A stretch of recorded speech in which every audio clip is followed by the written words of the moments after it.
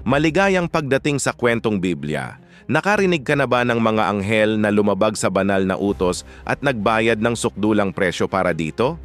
Kabilang sa marami sinaunang at mahiwagang mga salaysay ng mga celestial na nilalang, mayroong kaunti kilala ngunit lubhang makapangyarihang kwento, isang sinaunang salaysay na nakabaon sa ilalim ng mga patong ng katahimikan at misteryo na nagsasabi ng pagbagsak ng mga tagamasid.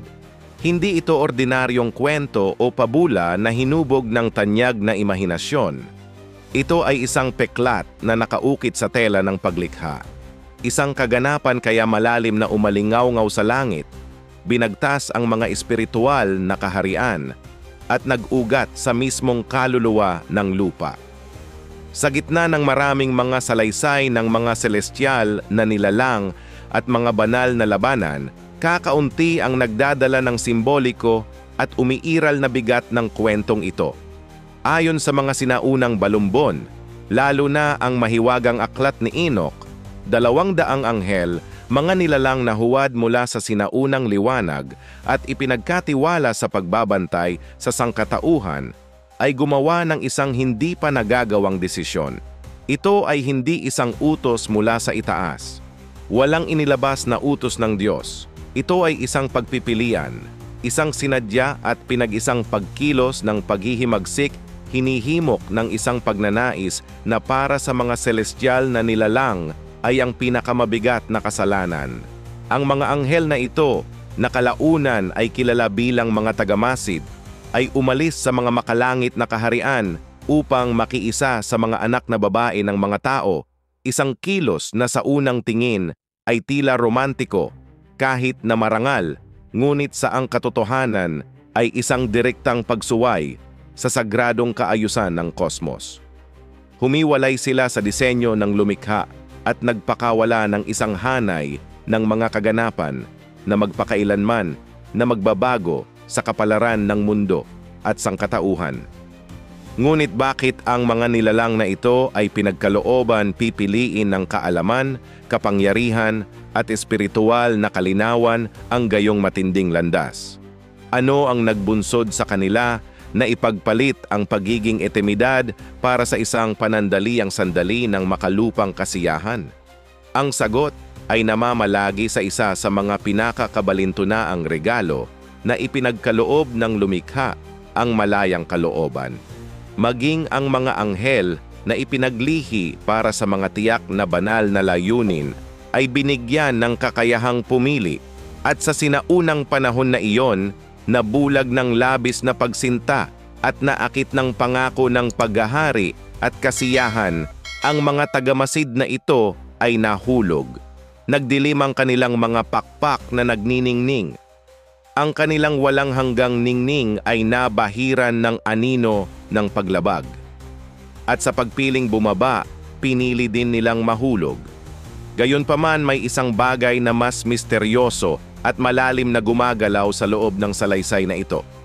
Kabilang sa maraming pangalan na kinondena kawalang hanggan bilang mga taksil sa langit, ang isa ay nagniningning sa ibang liwanag.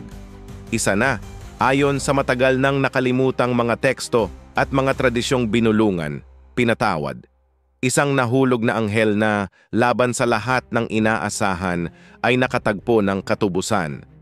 Ang pagbubukod na ito ay ginagawang mas komplikado ang trahedya. Isang kwento na hindi lamang ng isang pagkahulog, ngunit ng potensyal na pagkakasundo, isang kislap ng pag-asa kung saan ang lahat ay tila nawala. At tiyak na itong sinulid ng liwanag, itong kislap ng awa sa kailaliman ng paghihimagsik ang gumagabay sa paglalakbay na ito. Sariel ang pangalan niya. Para sa mga iskolar ng sinaunang banal na kasulatan, ang Sariel ay isang pangalan na may malaking bigat.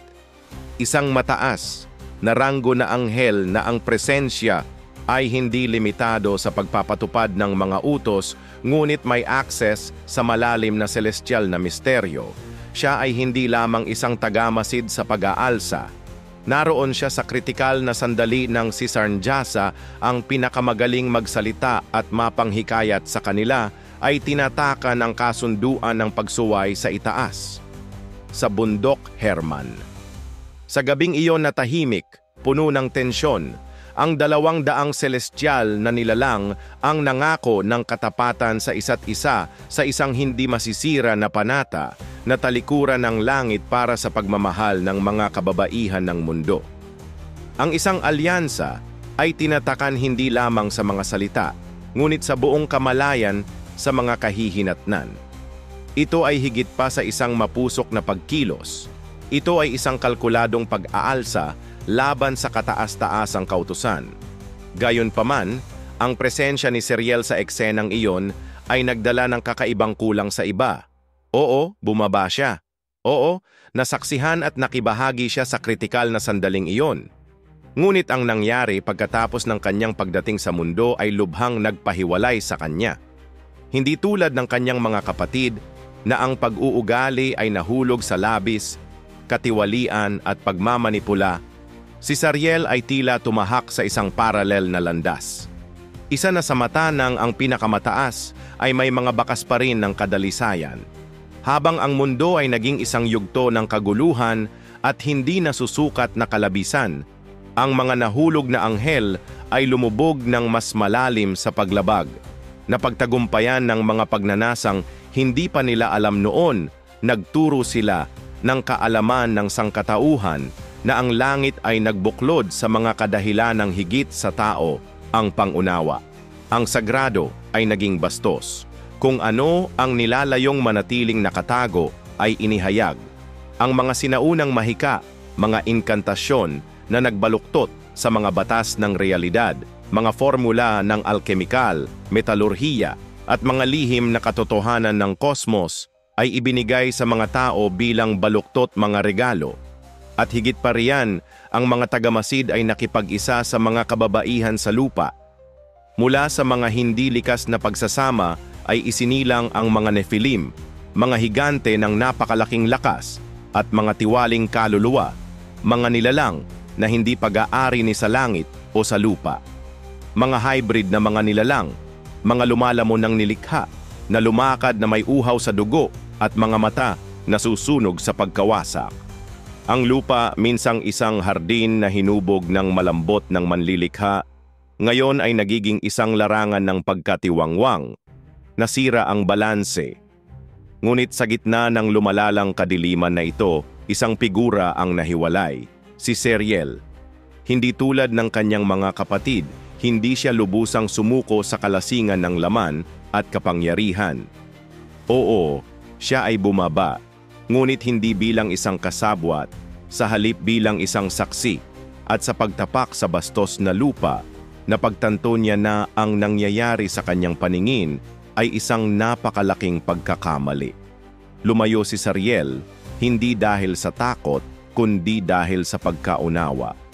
Ang kanyang mga mata, na minsang nakatutok sa makalupang abot-tanaw, ay muling itinaas patungo sa langit, na parang naghahanap ng mga sagot, katubusan, o marahil ay isang huling pagkakataon upang ayusin ang tila hindi na maayos. Para sa iba pang mga anghel, ang kanyang postura ay tanda ng kahinaan, isang hindi katanggap-tanggap na pag-aalinlangan. Ngunit para kay Sariel, ito ay karunungan. Nakita niya ang higit sa agarang kasiyahan at ang ilusyon ng paghahari. Naunawaan niya ang walang hanggang bigat ng kanyang mga desisyon.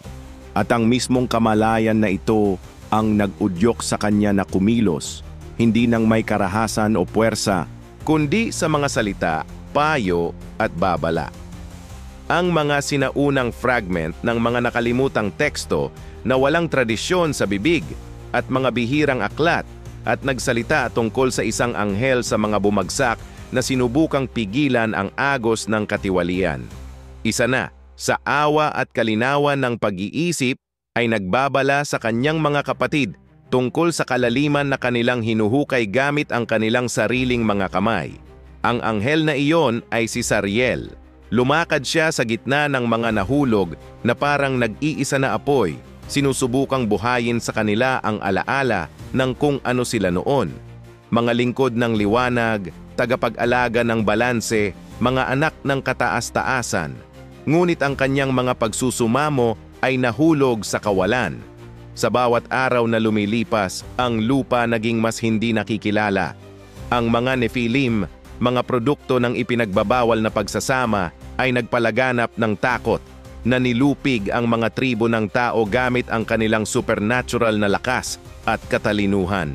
Ang ilan ay nagpahayag ng kanilang sarili na mga Diyos, humihingi ng mga sakripisyo, nagtataas ng mga monumento sa kanilang sariling karangalan. Ang iba, dala ng hindi mapawi na gutom, nilamon ang lahat ng kanilang nakatagpo, hayop, pananim, tao. Ang nilikha ay umungol na pinsala ng henerasyon na hindi dapat umiral. Nanood si Sariel, wala pa ring lakas, hindi kailanman kasabwat.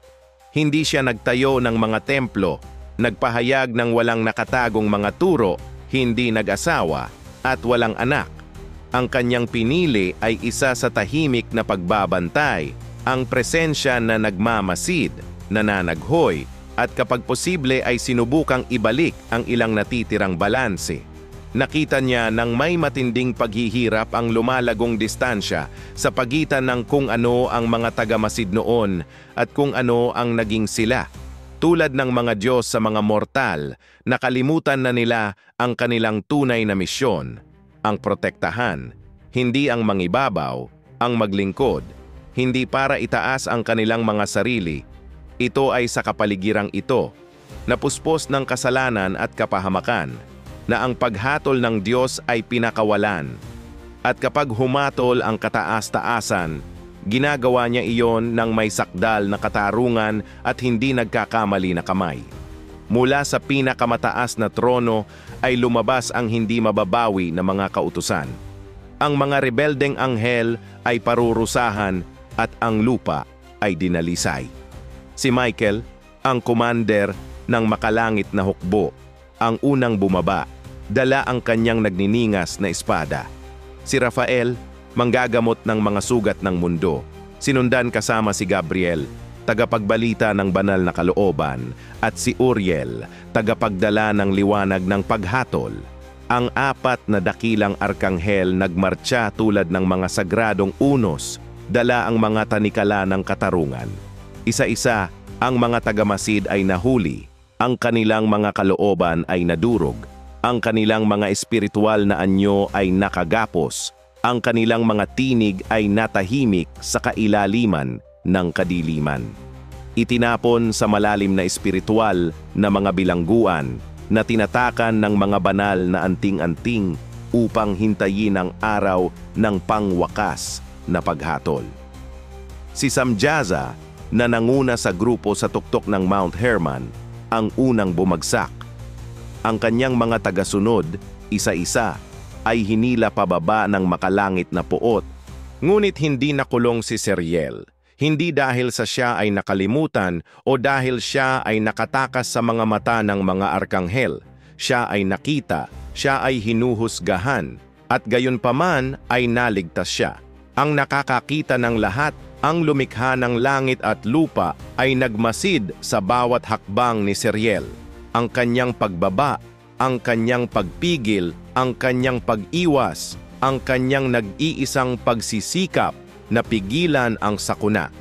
Nakita ng Diyos sa kanya kay Sariel hindi lamang isang nag-aalangan na lumabag, ngunit tapat na lingkod na kahit sa gitna ng paghihimagsik ay pinili ang katuwiran.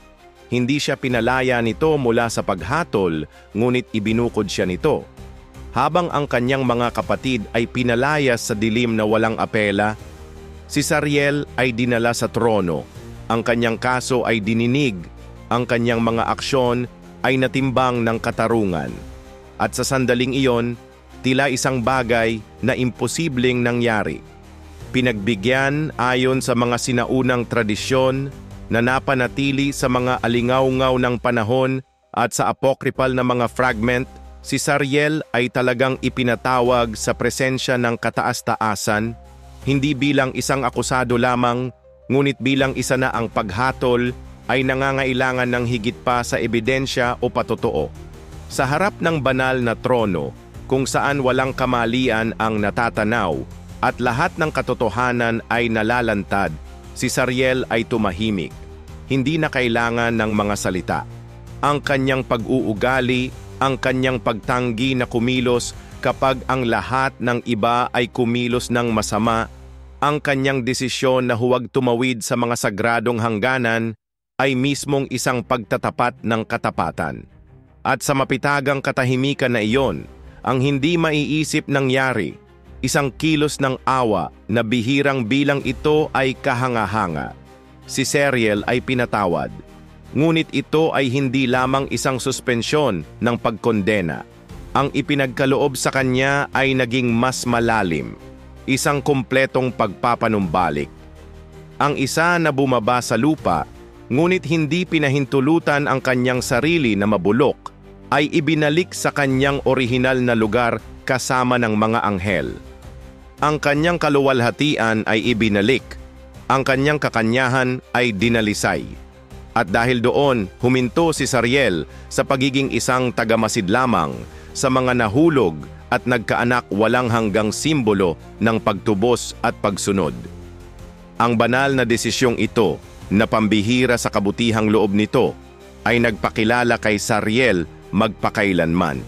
Kabilang sa 200 mga anghel na pumili ng kabaitan, siya lamang ang pumili ng katuwiran. Siya lamang, bagamat napapaligiran ng parehong tagpuan, ang parehong mga tukso, ang parehong mga pagkakataon para sa paglabag, ay pinili na manatiling tapat. Nakatayo siya sa mismong bundok kung saan nabuklod ang kasunduan ng mga rebelde, nadama ang parehong mga hilig na lumamon sa kanyang mga kapatid, ngunit hindi siya sumuko. Pinili niya ang malungkot na landas ng integridad kaysa sa ilusyon na kaluwalhatian na lumamon sa iba. Kaya't si Sariel ay naging isang walang hanggang paalala na ang pagbagsak ay hindi isang hindi maiiwasang tadhana, na kahit ang mga lumalapit sa bangin ay maaari pa ring tumalikod patungo sa liwanag.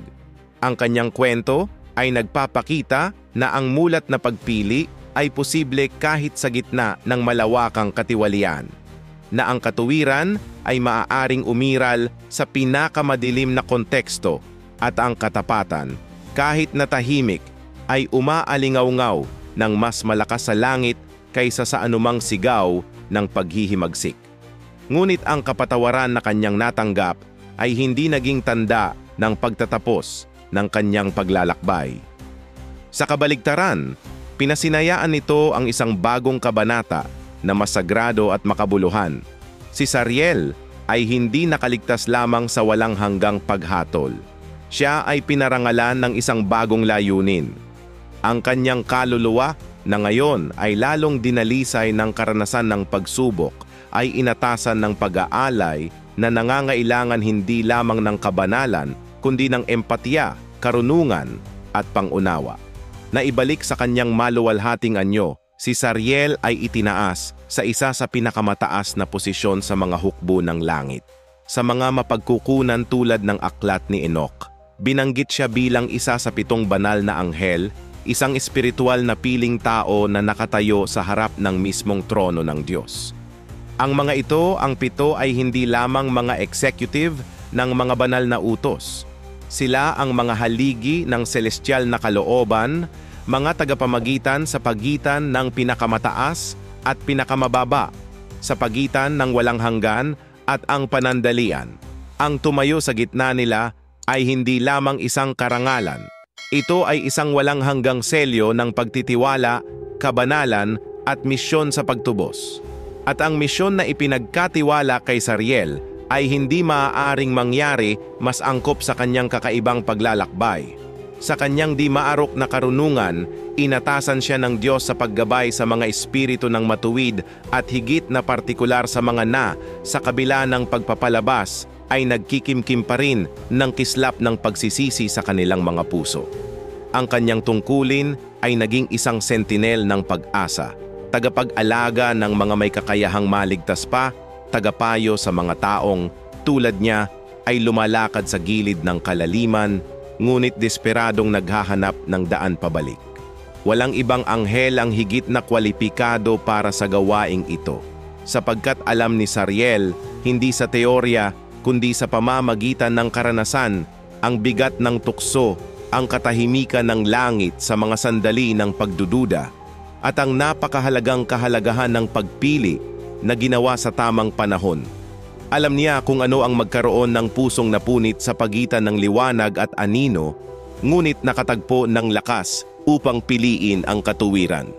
Kaya naman ang kanyang presensya sa mga kaluluwang nag-aalinlangan ay higit pa sa simboliko. Ito ay malalim na epektibo. Hindi siya nanghuhusga, naiintindihan niya. Hindi siya nagsusumbong. Siya ang gumagabay. Ang kanyang tungkulin ay hindi bilang parusa kundi manunubos.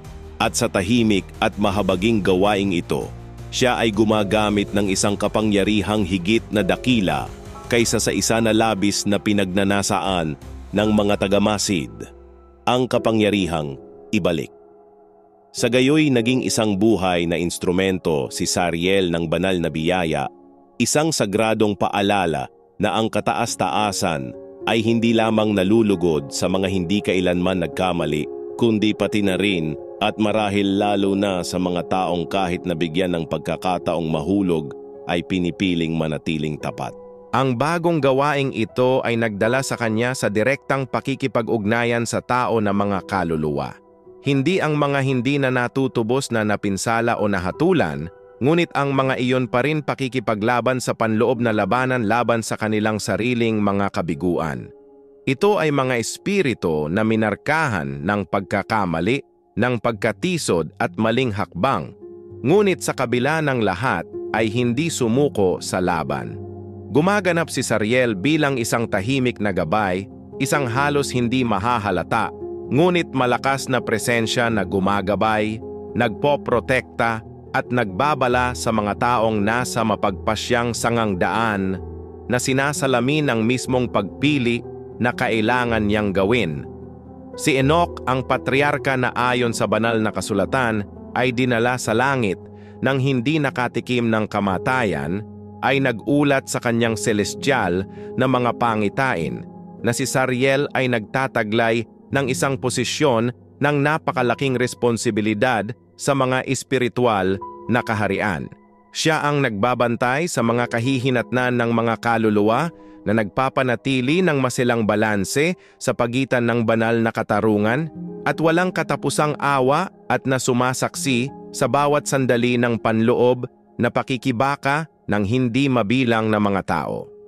Ang kanyang tungkulin ay hindi humatol ng malupit kundi manood ng may habag. Hindi para hatulan ng walang apela, kundi gabayan ng may karunungan. At ang papel na iyon ay maraming sinasabi tungkol sa karakter na kinilala at pinahahalagahan ng Diyos sa kanya. Ang kapasidad para sa empatiya at ang hindi natitinag na lakas ng katuwiran.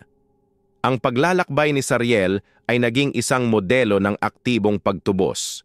Hindi tulad ng ibang mga anghel na bumagsak at nawalan ng malay sa kailaliman, nabubuhay siya magpakailanman bilang buhay na patunay na ang pagsunod, kahit na sa gitna ng pagdududa, panggigipit at tukso, nagtataglay ng di masusukat na halaga. Higit pa riyan, ang kanyang celestial na buhay ay naging isang maliwanag na tulay sa pagitan ng mga nakadarama ng pagkawala at ng tunay posibilidad na bumalik sa landas ng liwanag. Walang yabang sa kanya tungkulin, tanging mapagkumbaba at dedikadong paglilingkod. Hindi niya ipinagmamalaki ang kanyang pagpapanumbalik bilang isang tropeyo, ngunit ipinamumuhay ito araw-araw na naglilingkod sa mga higit na nangangailangan ng gabay. Napakahalagang alalahanin na si Sariel ay nagtataglay ng matingkad na alaala ng lahat sa kanya nasaksihan. Nakita niya ng malapitan ang paghihimagsik. Kilala niya ang mga mukha ng kanyang mga kasama bago pa man maubos sila sa dilim. Nakita niya ang hindi masabi na takot na pinakawalan ng mga Nephilim sa lupa at naramdaman niya ang malamig na katahimikan na bumagsak. Langit ng sarado ang mga pintuan sa mga masuwayin. Dahil sa malalim na alaala na iyon, mas nagiging sensitibo siya sa mga komplikadong desisyon ng sangkatauhan. Alam niya mula sa nabuhay na karanasan kung gaano kaliit maaaring baguhin ng mga pagpipilian ang buong kapalaran. Naiintindihan niya kung gaano kadali ang madulas at kung gaano kahirap ang manatiling matatag sa harap ng kahirapan. Meron mga tala na nagmumungkahi na si Sariel ay gumaganap din ng isang papel sa paghatol ng mga kaluluwa, lalo na sa maselang paghihiwalay sa pagitan ng mga may pagkakataon pa rin ng pagtubos at ng mga taong sadyang pinili ang kadiliman. Ginagawa nito huwag gawin siyang isang walang awa na hukom, ngunit isang mapagbantay at mahabagin na tagamasid na ang sariling kwento ay nagsisilbing sukatan ng biyaya at pag-unawa. Kung tutuusin, sino pa ba ang mas mabuting lumakad kasama ng nahulog kaysa sa isang nakatayo sa gilid ng kalaliman at piniling bumalik? Ang misyon ni Sariel ay nagpapatuloy hanggang ngayon, ayon sa ilang mga tradisyon, hindi bilang isang nakikita o kahanga-hangang figura, ngunit bilang isang espiritual na presensya na aktibo at banayad sa mundo. Ang kanyang impluwensya ay halos hindi mahahalata, isang bulong sa hangin, isang intuwisyon sa puso, ngunit ito ay tunay na totoo para sa mga naghahanap ng direksyon at layunin.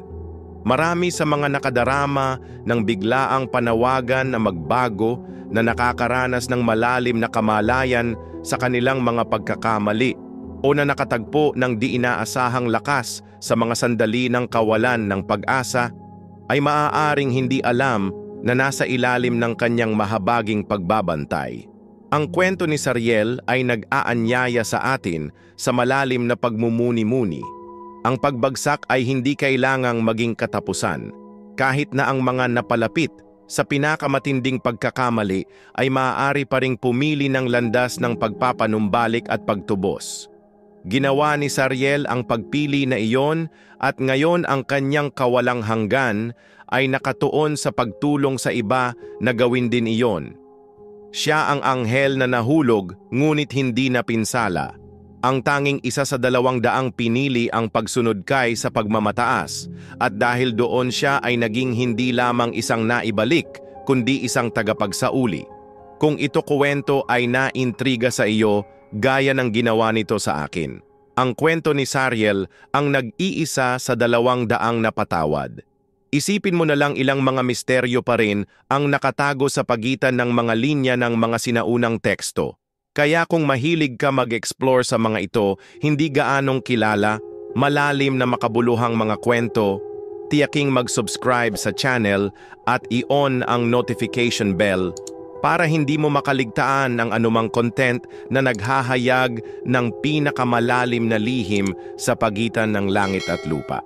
Pagpalain ka nawa ng Diyos at makita kita sa susunod video. Muli salamat.